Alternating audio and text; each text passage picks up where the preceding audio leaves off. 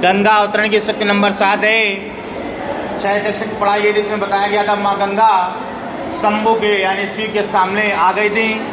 अब इसके बाद का क्या है, कह रहे हैं भाई थकित छवि चकित हेर हर रूप मनोहर, है आनय के प्राण रहे तन धरे धरोहर, भयो कोप कौ लोप चोप और उमगाए, चित चिकनाई चढ़ी कड़ी सब रोष रुकाए।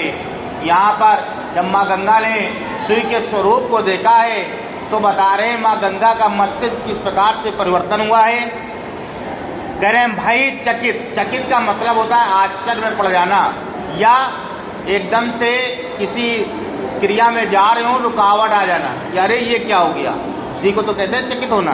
कह रहे हैं भाई चकित छवि, भाई चकित छवि, चकित छवि का मतलब होता है स्वरूप, यानी तुम्हारी कहते नहीं तुम्हारी छवि कितनी मनोहर है, छवि का मतलब स्वरूप। और चकित फिर चौंक रही हैं, भाई चकित छवि चकित, एक चकित है देखने वाला और एक चकित है चौंकने वाला, ठीक है।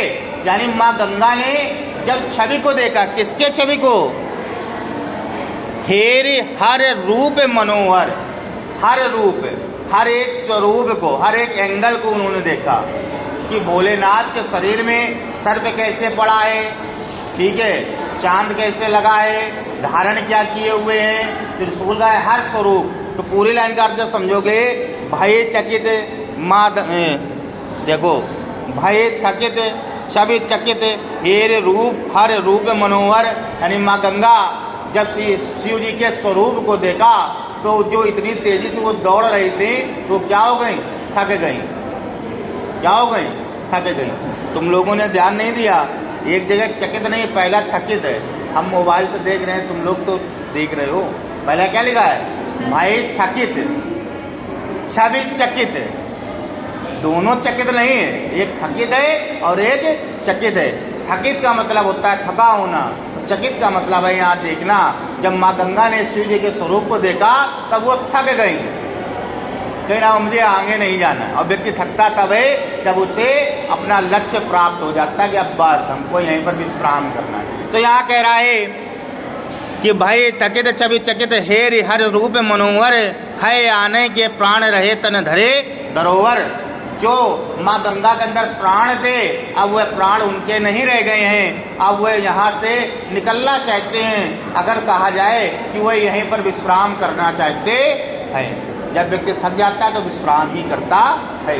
दोनों लाइन का अर्थ समझिएगा, भाई थकित माँ गंगा थक चुकी हैं, छवि चकित हेर, उस छवि को देख करके हर रूप मनोहर, सुंदर से मनोहर स्वरूप शिव के, है आने के प्राण, जो उनके अंदर जो प्राण थे, जो जीवदा रहे तन धरे धरोहर, अब वह इस शरीर को यानी तन रूपी धरोहर, इस शरीर को यहीं पर छोड़ना चाहता था, यानी विश्राम करना चाहता था।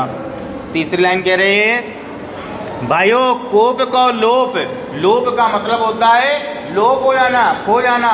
कोप का मतलब है क्रोध। माँ गंगा जी इतनी वेग से आ रही थी, जब स्त्री वेग से तभी चलती जब वो क्रोधित होती है, जब क्रोधित नहीं होती तो बड़ा नॉर्मल चलती है, और क्रोध में हो जाती है तो पैर इससे पटकेगी कि धरती नीचे धंस जाएगी। ऐसे ही जो इतना वेग था माँ गंगा का, उसको कवि ने यहाँ क्रोध का स्वरूप दिया। कह रहे भाई क्रोध अब लोभ, उनका क्रोध क्या हो गया, लोभ हो गया, विलुप्त हो गया। चोप और उमराई, और उनके मन में एक अलग ही लालसा जागृत हो गई। चोप और है ना, कह रहा है ना यही, चोप और उम्र गाये, कुछ और ही लालसा हो गई। लालसा क्या आ गई, चित चिकनाई चढ़ी कड़ी सब रोष रुकाए। उनका जो चित था, जो उनका मन था, वो एकदम चिकना का मतलब साफ हो गया, सॉफ्ट हो गया। जो चिकनी चीज होगी उसमें स्लिप हो जाएगा ना, तो यहाँ पर चिकनाई का मतलब यही है, सॉफ्ट का मतलब मुलायम हो गया। अब वो क्या, रोष रुखाए, अब उनका जो रोष था, जो क्रोध था, वो सूख चुका है, रुखाए रूखा हो चुका है। चारों लाइनों का अगर अर्थ देखा जाए तो अर्थ ये निकलेगा कि माँ गंगा जब शिव के सम्मुख आई तो उन्होंने शिव के स्वरूप को देखा, तो शिव के उस मनोहर स्वरूप को देख करके वो जो जितनी वेग से चल रही थी उनके अंदर थकावट महसूस हुई। अब वह इस शरीर के प्राण को वहीं छोड़ करके, या शरीर के प्राण रूपी जो शरीर चल रहा है प्राणों से, इस शरीर को वहां पर रोकना चाहती थी कि ये आराम कर ले।